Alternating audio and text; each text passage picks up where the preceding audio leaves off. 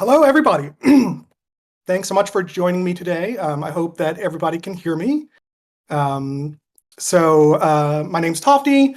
Oh, good. There's somebody said hello, so awesome. So I'm Tofte.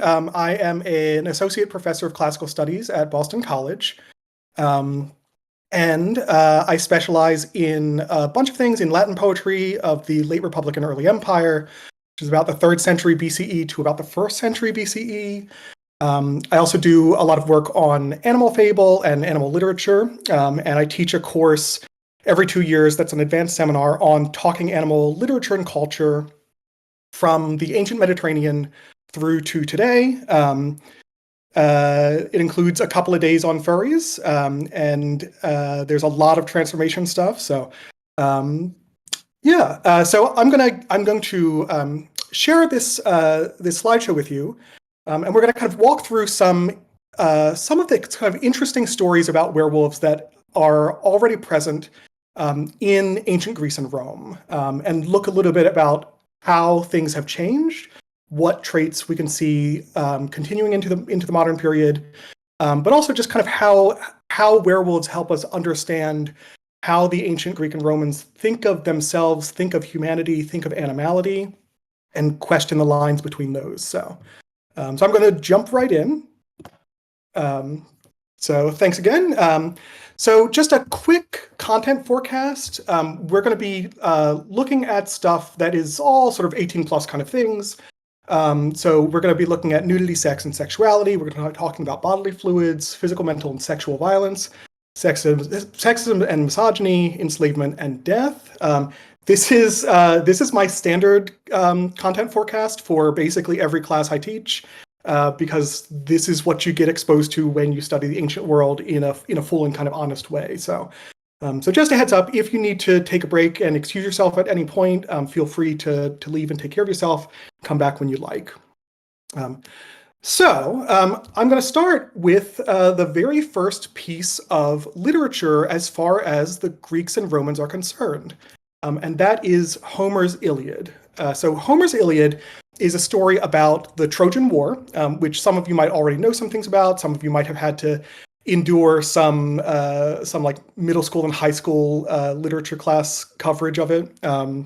So the short version is it is about a huge fight between, on the one hand, the city of Troy, and on the other, basically all of the allied Greek city-states who have been brought together to attack and invade them, ostensibly because Helen, the wife of Menelaus, a Greek captain, has been stolen or has left and run off with a guy named Paris, who's a young Trojan prince.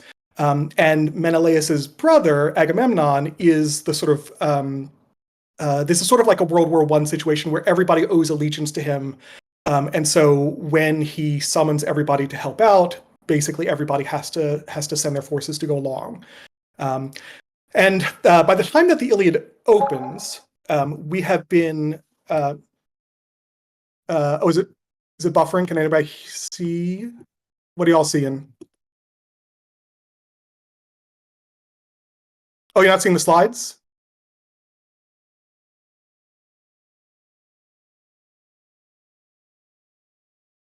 Okay, Leclerc's oil jar. Good. That's what you should be seeing. Are they not? Are they not full screen? Okay. They're full screen on my end right now. Is that what you all are seeing? I think, yeah, so from what we're seeing the slides on the side plus the one that you're showing. I think you might have Oh. to see if you could full screen it or open it, or if not, we could try to see if we could crop it. Is it, I guess, do you have a full screen on a separate window or a different screen? No, I've just got full screen up on my window. Yeah, so Okay. right now I'm in just the sort of the editing view, but before I was in presentation view with the full screen. Okay. I think it might be possible that you need to switch it to screen recording mode instead of application mode. I'm not sure if that's what's causing issues, but it could cause issues sometimes. How do I do that? When you're sharing your screen, there's options. I think you can still see the options, and one of them is to select uh, share whole screen, like a whole screen instead of an application. Okay. A lot of time when a screen goes, when something is put in full screen, it's not on the application. Can you see full screen now? Yep, could see it. Try and getting full screen. Yep, there we go. Perfect. Okay. Okay, great, awesome. All right. Okay, sorry about that, folks. Discord is not my poison of choice, so it's entirely my fault. So like I was saying, the Iliad is about this battle. By the time the poem begins, the Greeks and Trojans have already been at war for 10 years. Everybody's getting exhausted, and at one point, all the Greeks are sort of encamped along the beach, and the Trojans are inside their walls. And the Trojan leaders are discussing, we really need to find out what it is that is going on in the Greek camps so that we can break this stalemate. But how can we possibly get somebody in among the Greeks to get them that close? And there is one guy who volunteers. It's a guy named Dolon.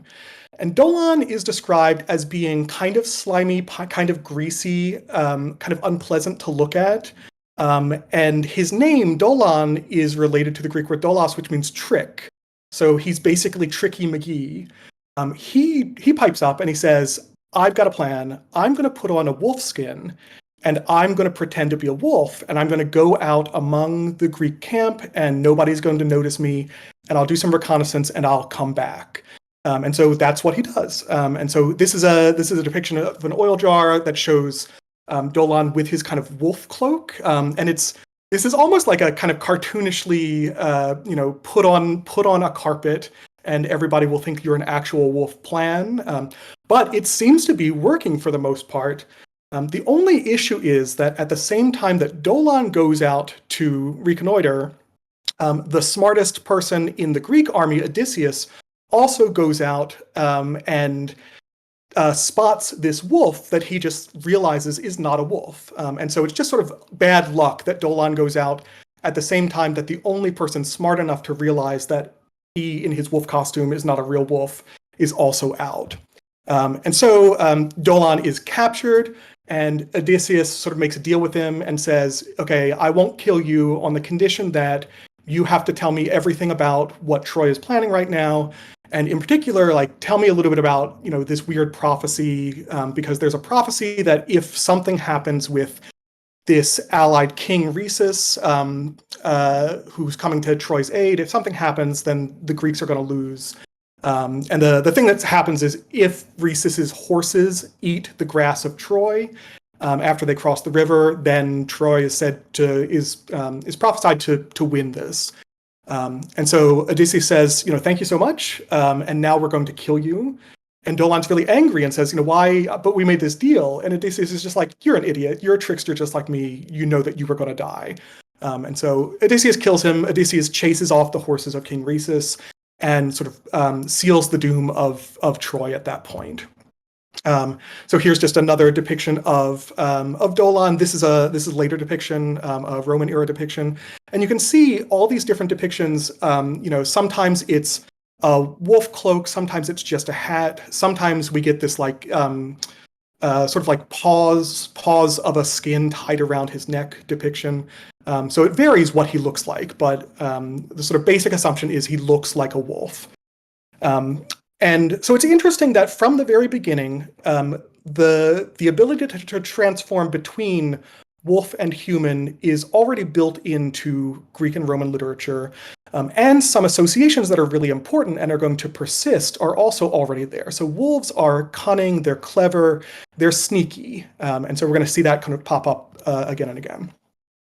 So we're going to fast forward about 800 years or so, and we're going to look at a Roman story. This is one of the earliest fully extant stories of a werewolf that we have from the ancient world.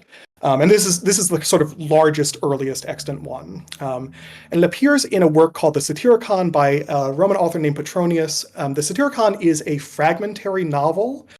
So we have a chunk of the middle, but we're missing the beginning and the end.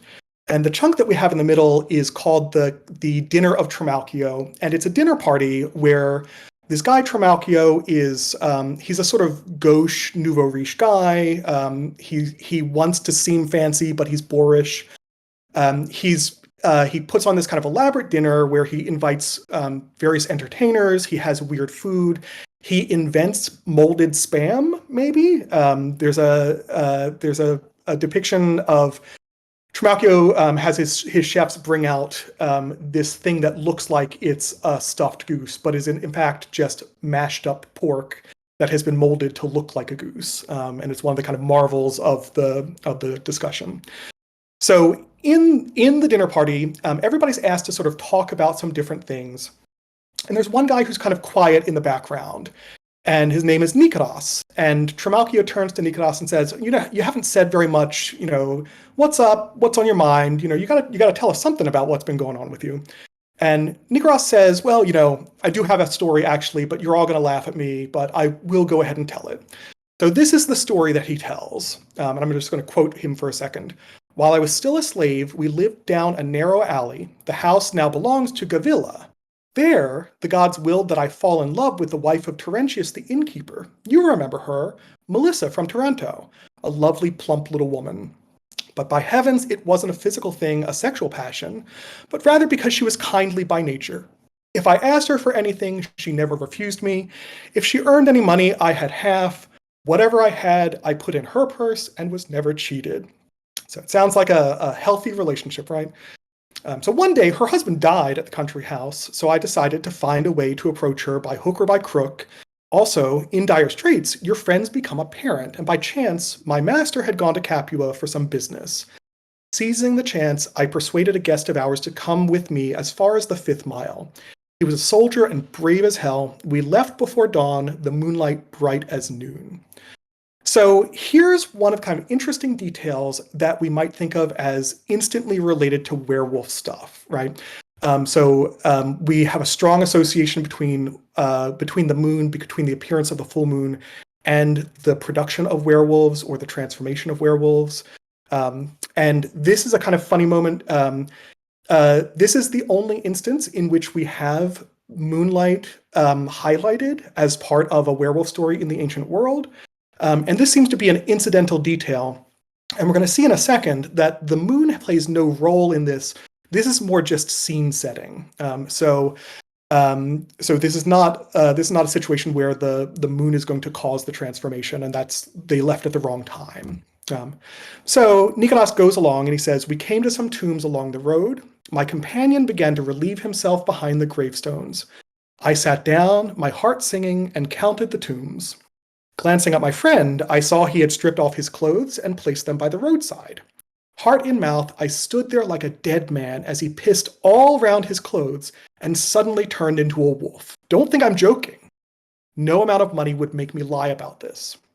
Well, like I started to tell you, after he turned into a wolf, he began to howl and he fled into the woods. And I hardly knew where I was at first. I went to gather his clothes, but they'd turned to stone. Who could be more terrified than I was? But I drew my sword and I went along, slaying shadows all the way to my love's house. Looking like a ghost, I entered, boasting barely a breath of life, sweat pouring down my legs, eyes like the dead, scarce able to be revived.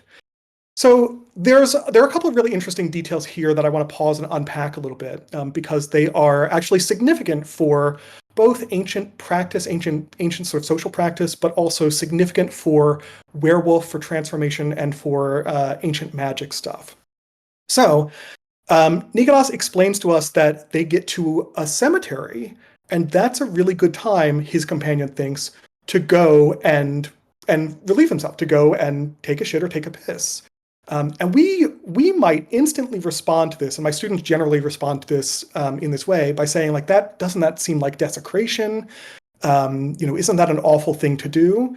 And it is in fact completely normal for Greeks and Romans to do.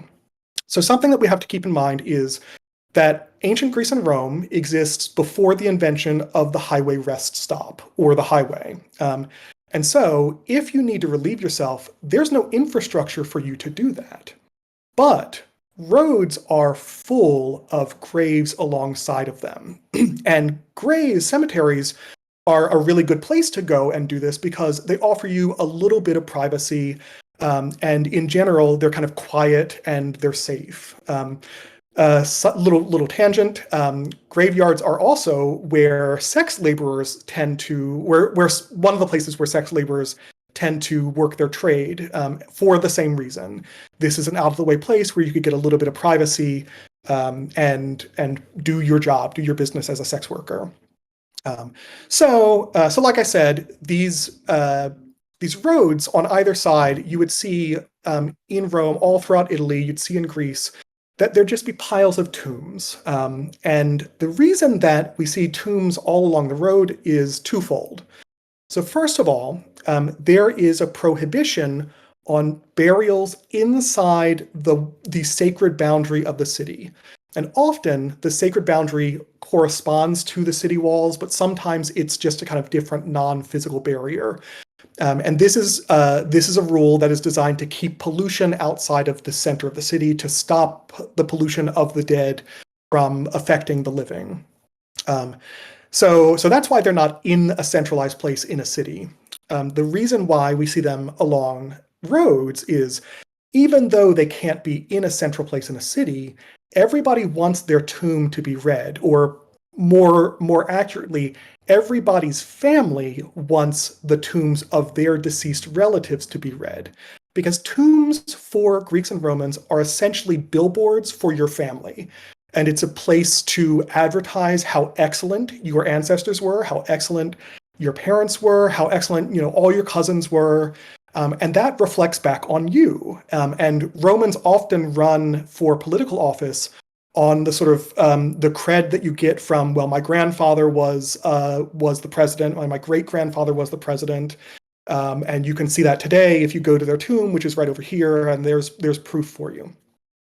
So there are tombs everywhere. Outside of the city gates is often where you find the densest conglomeration of tombs in different cities. And here you can see, this is a photo in Pompeii of the road of the tombs, the Via dei Sepolcri. And this, you can see the road in the sort of middle ground there. And just big tombs are on either side. Here's a picture that I took when I went there back in 2017. And what you're seeing, this is the same road, and what you're seeing on either side is these are places where you can see cemeteries, you can see burials, you can see these tombs. The one on the left, the whiter one on the left with the kind of curly top, that is the one that looks most tombish right here. Tombs are also a place where you're expected to hang out for a while. And so it's not just advertising, but like you want to read the things that are right there. And spend some time and treat it almost like a public park. In Pompeii, there are these kind of really interesting scola tombs. So a scola tomb is just a tomb that happens to look like a semicircular bench. And the semicircular bench on the back of these tombs has what you would have on a modern gravestone. So here's where the deceased is buried. Here are their different excellent traits. Thanks so much for reading and paying attention to my family. So yeah, you're expected to come and sit, and you can see maybe a little bit more clearly why.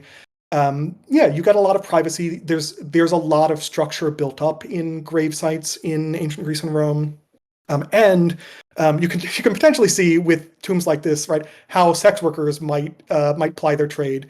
There are benches and there are beds, just there with the tombs. And we have, among all of these tombs and lots of different places in Greece and Rome, especially in Rome and especially in Pompeii, where we still have a lot of painted graffiti, a lot of these signs that are sometimes painted and sometimes inscribed that ask passersby, please don't go to the bathroom here. You can go to the bathroom on somebody else's tomb, but just not here, please. And this tells us that people are doing this all the time. You don't have to tell people not to do a thing unless the thing is happening already, right? This is the sort of when you see a weird road sign and you sort of think to yourself, like, the sign is there because somebody did something. So the same thing we have here. Here is a graffito that we have in Pompeii that says "Kakator siqualias ut tu hoc locum trasias." So, dude who's taking a shit, you'll do well to pass over this place, right? So this is a little bit of a request, but it's also a little bit of a threat, right? So if you shit here, my ghost is going to come after you, or something like that. And we see, like I said, a lot of these depictions. Here's another one that's sort of more elaborate. This is inside the city, so it's not part of a tomb situation, but it is in a hallway that leads to a public restroom. And it says, "Kakator kawe malam," shitter, look out for the evil eye, look out for a curse to come upon you. And it's basically a request to, don't stop here, keep going, don't take a shit until you get 20 feet further along and you're in the right place. And the fresco here is really elaborate, right? So this is not just somebody slapped up a sign real quick, but care has been taken to convey, I don't want you to shit here. And you can see on the left, the small dude is just a human, and he is presumably the kakator. He's the guy taking a shit. And on either side of him are these bearded serpents, which are called genii. They're sort of sacred protecting deities that are still often associated with private worship and with domestic worship in Rome. And over to the right, the tall woman, this is a depiction of Isis Fortuna, of the goddess of fortune, and what she has there in her hands are she's got a horn of plenty, the right cornucopia, but in the other hand she's got a rudder for a ship, and this is sort of the metaphor that fortune could direct you into safe paths or it could direct you against the rocks at any time, and it sort of is up to fortune which path you take. So this is if you don't take a shit here, if you go somewhere else, then fortune is going to smile upon you. If you do take a shit here, then watch out for a curse. And sometimes you get really interesting kind of jokey warnings. So this is a poem. This is a poem in couplets that is it's an inscribed graffito in Pompeii that says, well, let me go ahead and go to the translation. "Stranger, my bones beg you not to piss on my tomb." And then the next line says, "If you want to be nice to this guy, take a shit." And then the next longer line, "You see the grave of Urtica, begone, shitter," right? The kakator that we see again. And then finally, "It's not safe for you to open your asshole here." And the joke is that Urtica is both a perfectly normal name, but it's also the Latin word for a spiny nettle. And so if you try to take a shit on the grave of Mr. Spiny Nettle, then you are going to get spines in your ass. So don't do that, right? So they like to kind of play sometimes with this. So it's not just a serious, like, please don't shit on me. People are having fun with this because it's just a standard cultural practice. We've established why we might sort of go to the bathroom at gravestones. I want to talk a little bit about the pissing that happens here. So Nikolas says that he saw that his companion had taken off his clothes and put them by the roadside, and he pissed all around the clothes, and that's when he turned into a wolf. And then when Nikolas tried to go and get the guy's clothes, they had turned to stone. They were immovable. And this is a really interesting part of ancient magic. So bodily fluids in general are really powerful sources or powerful tools for witches and magicians in the ancient world to use.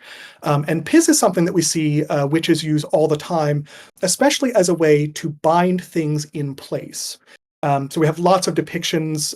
We have a handful of depictions of witches kind of taking a piss around something or pissing on something to keep it still, to keep it from being able to keep a person from being able to respond, or something like that, right? So this is all sort of part of a binding spell. And the reason that it's important that the werewolf keep his clothes still and incapable of being stolen is that clothes fundamentally make a person. They make a human. in a lot of Greek and Roman depictions of the line between human and animal, the dividing factor is that humans wear clothes and animals don't.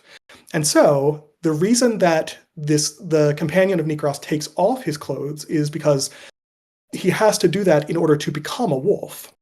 So this isn't just like Bruce Banner learned the lesson that when he starts turning into the Hawk, he should get his shirt off so he doesn't shred it. This is clothing would inhibit your ability to transform. And here's a short fable that gives the same significance of clothing for werewolves. So this is an Aesopic fable from ancient Greece. And it says, a thief stayed in an inn. He passed a few days there with the hope of stealing something, but he could not manage to do so. Then one day he saw the innkeeper wearing a smart new cloak, because there was a festival going on, and sitting in front of the inn gate. There was nobody else about, so the thief approached, sat down by the innkeeper, and started a conversation with him. After talking for some time, the thief yawned, and at the same time howled like a wolf. The innkeeper asked him why he was doing this, and the thief replied, I'll tell you, but I must ask you to look after my clothes, for I shall leave them here. Now, my good man, I do not know for what reason the urge to yawn comes upon me, be it for my errors or some other reason unknown to me, but whenever I yawn 3 times, I become a man-eating wolf. With this, he yawned a second time and howled again, just like the first time. The innkeeper, hearing this and believing the thief, took fright and got up with the intention of running off. But the thief seized hold of him by the cloak and besought him with words, Stay, my good man, and take my clothes so I don't lose them. As he besought him, he opened his mouth and began to yawn a third time. The innkeeper was so terrified that he would eat him that he abandoned his cloak, bolted into the inn, secured himself within, and the thief went off with the cloak. And then here's the sort of moral of the story. This is what happens to those who believe lies. A lot of times, Aesopic fable morals are not actually useful advice. They're just, when you're stupid, you get to suffer. Or when, it's about how sometimes the world is shitty. So this is a standard part of the Aesopic worldview. It's a combination of cynicism and stoicism, 2 ancient philosophical schools that basically fundamentally believe, you can't really do all that much to make your life better. All you can do is make sure that you don't try to deviate from the path that life sets you out on, and you try to manage your emotions as you're dealing with whatever that path gives you. So you can see in this fable, right, the association between clothes and humanity / nakedness and becoming a wolf. You can also see this gives us a sense that we're living in a world in ancient Greece and Rome where people believe that this is possible, where werewolves are real. So Nikros' story isn't just a sort of one-off weird tale. It's one of a whole lot of werewolf stories that suggest to us that Greeks and Romans just know there are werewolves out there. And so when Nikros' companion wants to make sure that his clothes don't get taken because he wouldn't be able to become a human again, he pisses around the clothes to bind them to the ground. And this is a standard part of ancient curse magic. And you can see here's a set of 2 curse tablets. So they're both super fun. They're illustrated. If you can read the Greek, you can read. If you can't read the Greek, you're not missing a whole lot. If you can read the Greek, you're basically getting bibbidi bobbidi boo and abracadabra. So on the right, in the second line, fricks. In the third line, folks. The 4th line, beaboo, right? These are just nonsense words. And there's a little caption at the top line on the right, katokos hippon kai enikon. So that means that it's a label that says, this is a binding spell for horses and for charioteers. So if you need to bind a charioteer or a horse in a horse race, here's the thing that you do, right? So it's kind of labeled, a witch or a magician could pull one out and sell one to somebody and say, just say this and it's going to work. And what you see here, this guy that looks like, he's got kind of 3 horns and there's a little snaky birdie thing off to the right about to bite him. And he's wearing a quilt. So the quilt is actually a standard part of charioteer outfits.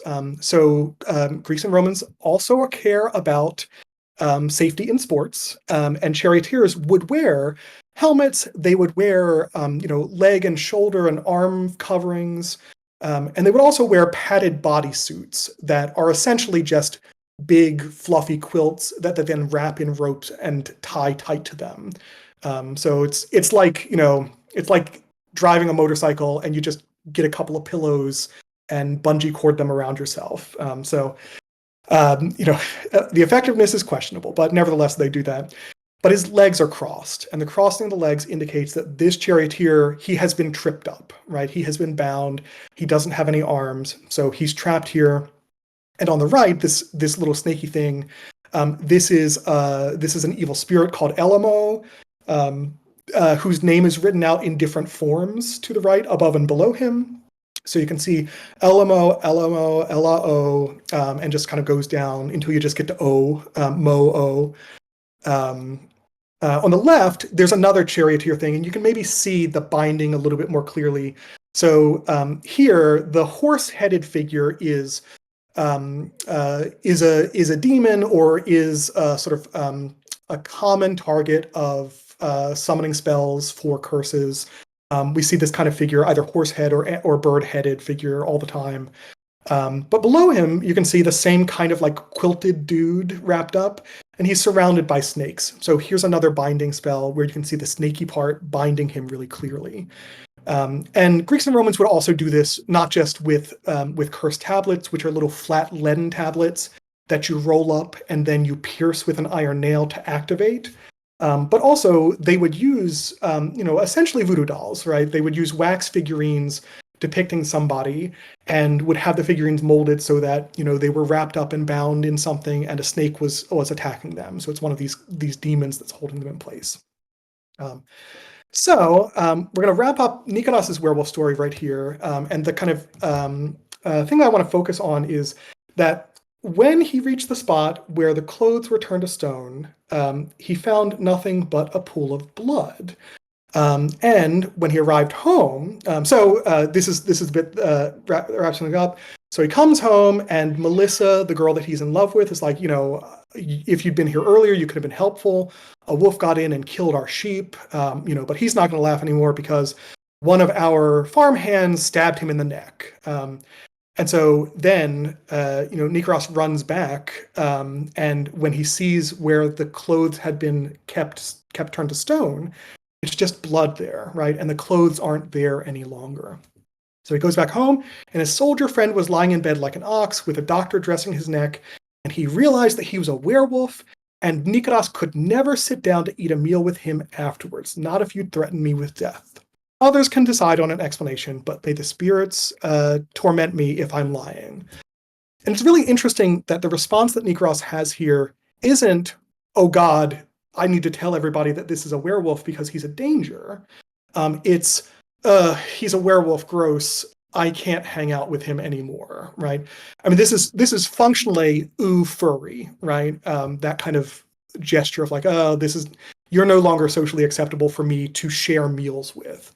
So this tells us that werewolves are not inherently seen as dangerous to people. They're not necessarily man-eating like the Aesopic fake werewolf was. But they are just, they're just dudes hanging out there, and you might run into them sometimes. And the sort of the mundaneness is just kind of really charming, right? The mundaneness of living in a world where there are just werewolves out there, and it's just a thing that happens, is a really neat part of the ancient Mediterranean. So let's talk a little bit about where werewolves come from, since we've seen a few of them in some different forms. It's not necessarily that there are already wolves inside you. You're not generally born as having part of this. Werewolfism is most often represented as a curse or a consequence of a curse from prior times. And the story goes that there's a guy named Lycaon, so King Lycaon hosts the gods way back times, hosts them for a dinner, and he wants to test the ability of Zeus and the other gods, test whether or not they're actually gods, whether they're actually as powerful as they say they are, and whether they're actually omniscient.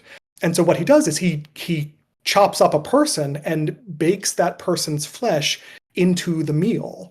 In a lot of versions of the story, Lycaon has chopped up his son. Sometimes it's his grandson, sometimes it's a different figure. So he chops up the guy, he bakes him into a little, shepherd's pie, serves it to the gods, and Zeus becomes furious because he instantly knows what has happened. So this is a situation where Lycaon tried to test the gods, but it turns out, that he found out that they were in fact telling the truth. One deity didn't realize what was happening. It's Demeter, the goddess of the harvest. She manages to take a bite before Zeus intervenes and starts yelling at Lycaon. And so she eats a bit of the shoulder of this person. Later on, in a lot of versions of this story, it's the son of Lycaon. His name is Pelops. And Pelops is brought back to life by the gods, but since Demeter has already eaten his shoulder, they can't fill that part in. And so what they do is they ask Hephaestus to craft him an ivory shoulder replacement, essentially. So in fury at having been tested this way, having been mistreated as a guest in his house, Zeus turns Lycaon into a wolf. And this is a wonderful painting depicting him. You can tell that it's Zeus because there's an eagle and there's a lightning bolt above him. If you ever see a dude with an eagle overhead, it's almost certainly labeling him as Zeus or Jupiter. And if you see him with a lightning bolt in his beak, it's super definitely going to be Jupiter. This is the sort of story. So I'm going to go ahead and skip through all of this text, but that's the kind of broad takeaway of the Lycaon story. So it's a curse, and we see transformation as curse in a lot of different places in ancient Greek and Roman literature and myth. So one of the most famous ones is the myth of Actaeon. He is a human hunter who's out hunting with his dogs one day, and he accidentally stumbles into a grove and a bathing area where the goddess Artemis and her nymph attendants are bathing naked. And he accidentally sees them naked. And this is a violation of the rules. Artemis is a virgin deity. She's not allowed to be seen naked. Her modesty cannot be endangered. And so Actaeon has to suffer. And this is an interesting aspect of Greek and Roman law. Law and religious rules are fundamentally not about justice. They're about following the rules. And so even though he didn't mean to do it, that doesn't matter. The fact that he has seen Artemis is a violation that needs to be punished. And so Artemis turns him into a deer, and then his dogs go and attack him and rip him apart. Here is a really cool wine vessel that is in Boston's Museum of Fine Arts. If you're ever in Boston and you want to check this out, it's in the last Greek gallery. It's a really cool piece. It's especially cool because it gives us a sense of some of the ways that this must have been staged. So this is a depiction of a tragedy by Aeschylus, the Toxotides, or the women archers.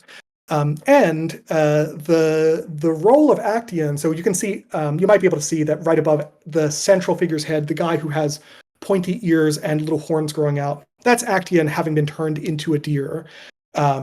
Above him is text that labels him as Actaeon, but above that is text that also labels him as Elaion. And Elaion was the son of Aeschylus, and he was a theatrical performer. And so we're pretty sure that this is basically a souvenir of a very particular performance where the playwright's son performed the lead role. And on the left, next to Actaeon, you can see this person in a kind of weird sort of spotted tunic with a little dress or skirt. And this person has a dog head on the top of their head. This person is labeled as Lusa, and Lusa is the goddess of madness. Some of you might know the scientific name for rabies is Lusa rabies, and that's just the Greek word for madness and then the Latin word for madness.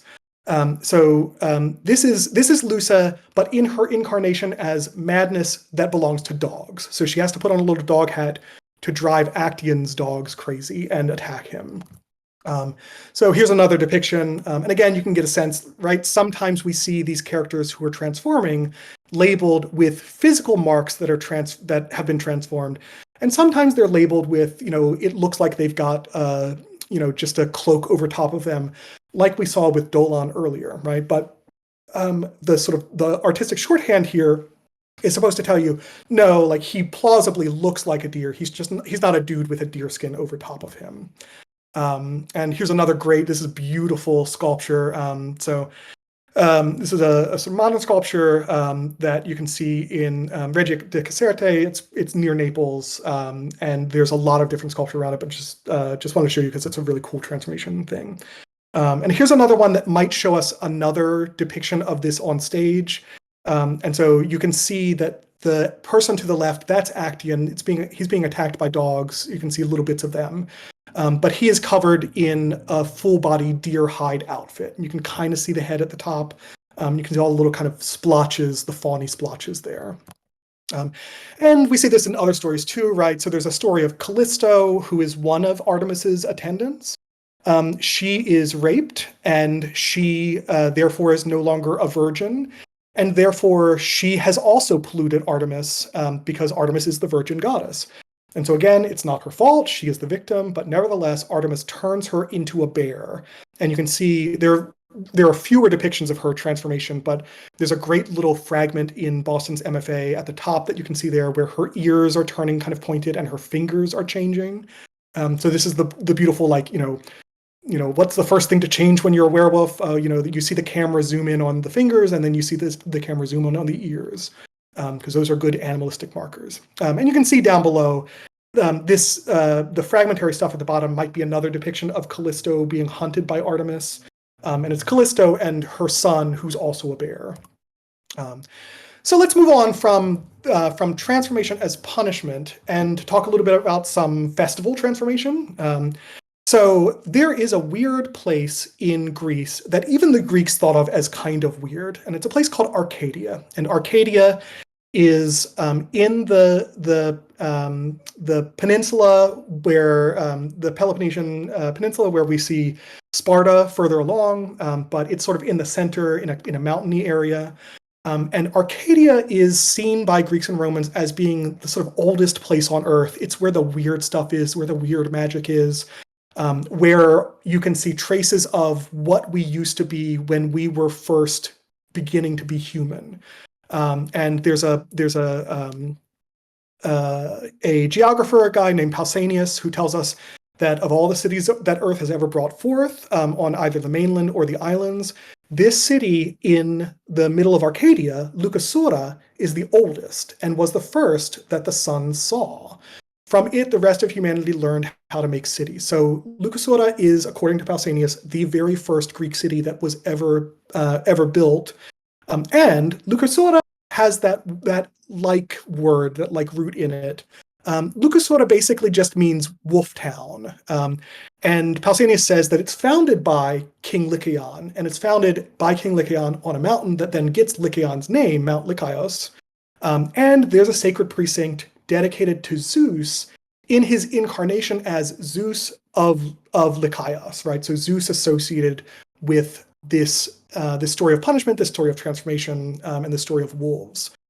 And this is said to be a sort of magic area. So the sacred area, humans cannot step foot in it. It is set aside for the divine and for animals. And when animals are there, they cast no shadows. So it just kind of tells you this is a really eerie otherworld place. And there's an annual ritual that takes place that involves lycanthropy. It involves transforming into a wolf. So Pausanias goes on and says, it's said, for instance, that ever since the time of Lycaon, a man has changed into a wolf at the sacrifice to Lycaean Zeus, but that the change is not for life. If, when he is a wolf, he abstains from human flesh, after 9 years, he becomes a man again, but if he tastes human flesh, he remains a beast forever. So there's a ritual that involves a sacrifice of a person. It's not a blood sacrifice, but it's a transformation sacrifice. And it's not permanent, but it is a long time. So if you, as a werewolf, manage to survive for 9 years as a wolf without eating human flesh, then you get to become a human again.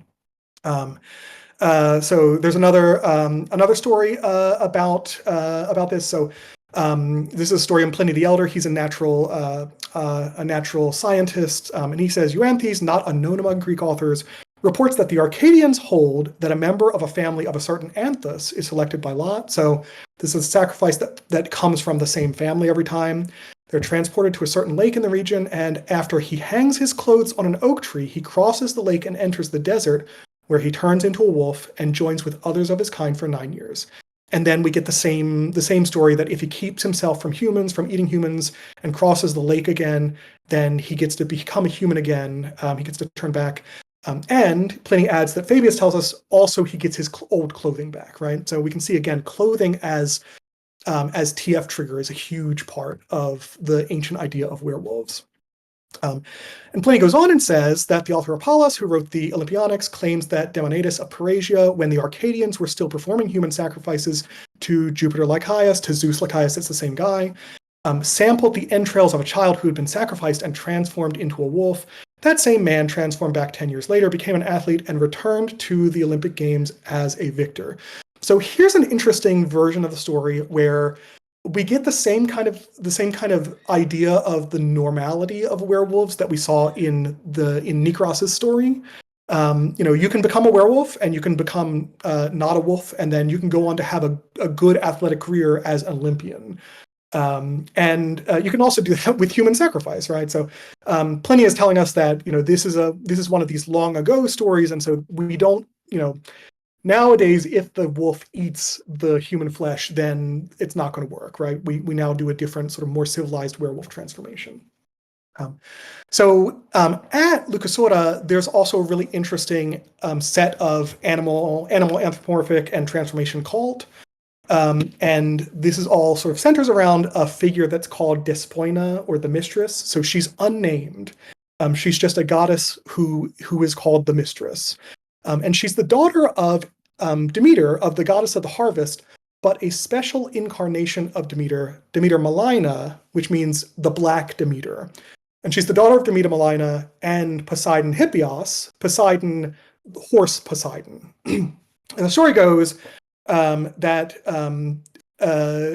Demeter Malina is raped by Poseidon after Poseidon turns into a horse. So this is a standard sort of, divine transformation and rape story that we see all over the place, like with Leda and the Swan, like we saw with Callisto. And because of that, Demeter becomes pregnant and she gives birth to 2 different children. So one of them is Despoina, this human-like mistress that looks like a person. And the other one is Arion, basically the Shadowfax of ancient Greece. He is the fastest and best horse of all horses. And the statue of Demeter Malina in Leucosora, there are no depictions that survive, but textual descriptions tell us that this Demeter had a horse's head. So she doesn't have a human head and a human body. She's got a sort of anthropomorphic horse body, essentially. And that's a sort of characteristic of Arcadian worship of Demeter. The statue head has survived, and some other parts of this statue of Despoina have survived that show some really cool things. So this is the veil of Despoina that you can see today as part of the fragments of this statue in Leucosora. And look at the bottom frieze, the bottom register. You can see all of these little figures dancing and singing and playing music, and they're all animal-headed figures. We don't know if these figures are supposed to be actually transformed, or if these are figures who are putting on masks and are playing a sort of masquerade parade festival. But we do know that, so here's just a close-up where you can see the donkey a little bit more clearly on the statue itself. And here's a close-up where you can just see the figures independently. So you can see there's a ram, there's a pig, there's a horse, there's maybe an antelope.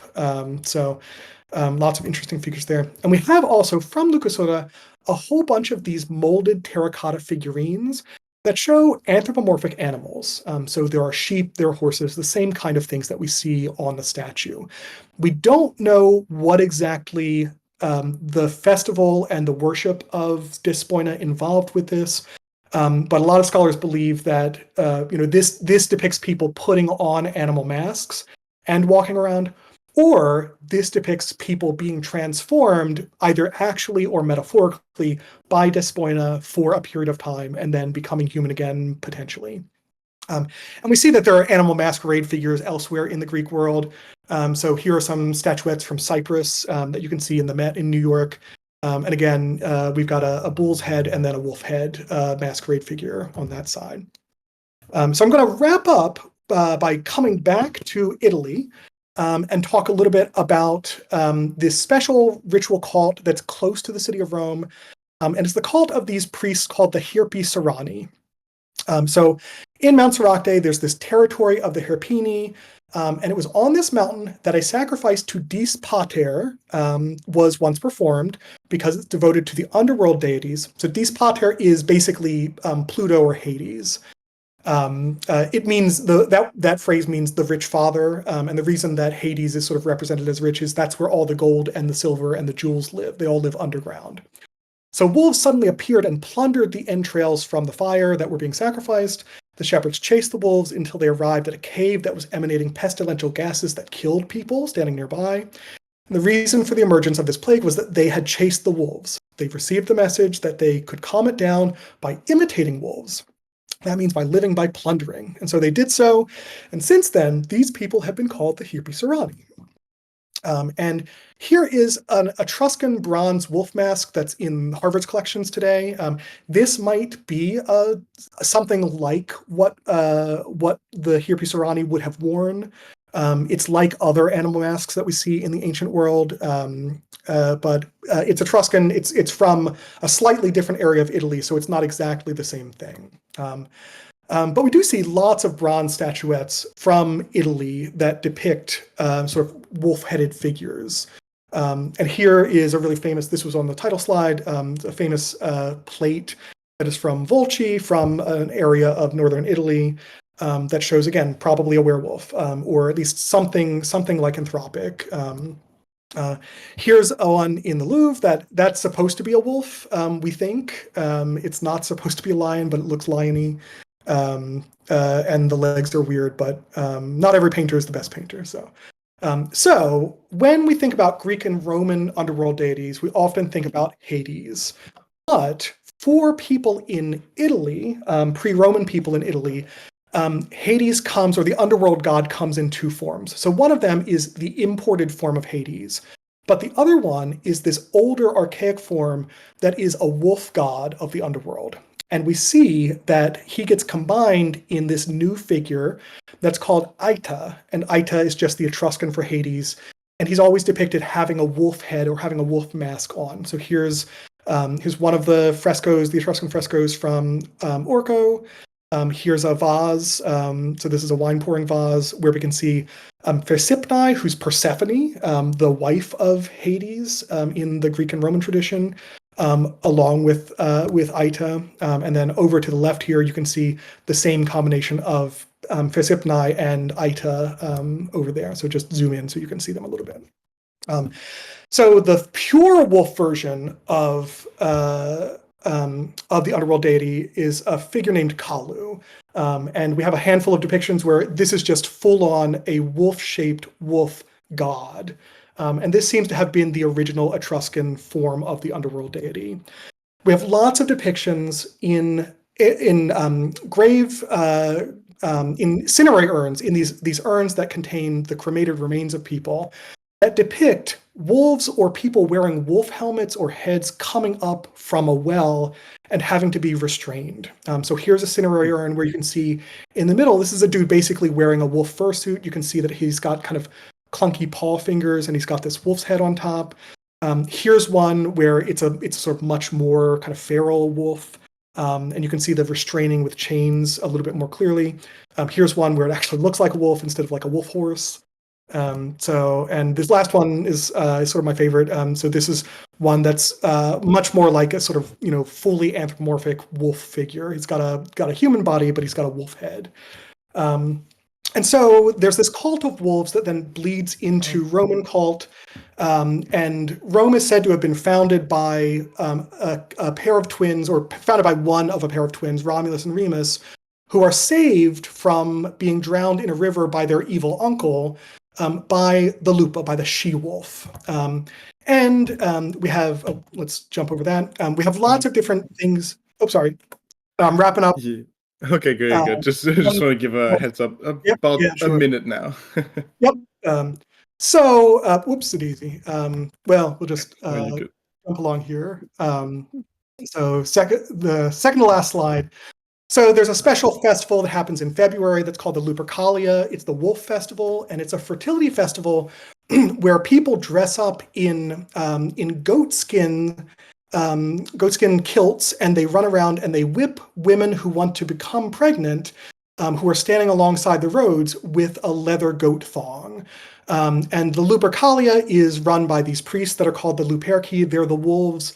And they're probably associated in some way to this wolf cult that we see with the Hirpi Sarani. So, the end. Thank you so much. I know I brought it right to the end. If anybody has any questions or wants to talk at any point, so my blue sky is Tofte .bsky.social. You can reach out to me by email, toftepaka@gmail.com, or polt@bc.edu. That is my professional email. So, thanks again for spending time with me. Thank you. Actually, we do have channels that you could do for meeting rooms. So if you want to continue it, you could go to the Meetups Overflow room. It should be right under the Meetups room, and you all could continue the conversation there if you want, because it's a fascinating panel. So, okay, absolutely. I'm going to head over there. So if anybody wants to join me, feel free. All right, thank you. Absolutely. Thank you so much.